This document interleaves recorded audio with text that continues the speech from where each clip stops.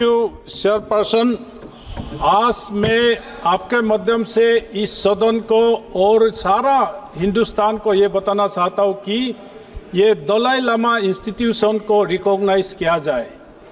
His holiness 14 Dalai Lama का नाम है तेंजिन गेचो। आज इस मोड़ पे ये दलाई लामा इंस्टीट्यूशन पहुंचा है। हिज होलीनेस 90 ईयर्स हो गया।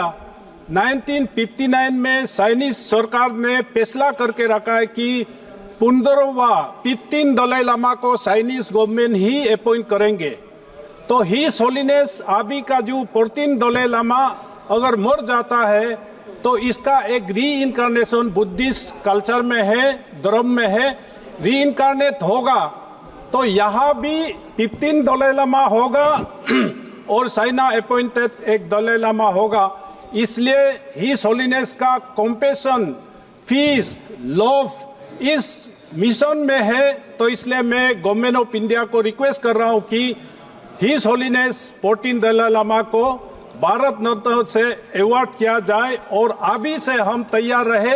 15 दलाई लामा चाइना वाला दलाई लामा को रिकॉग्नाइज करेंगे या हिंदुस्तान में जो जन्म दलाई लामा को हम रिकॉग्नाइज करेंगे, ये फैसला बाकी है।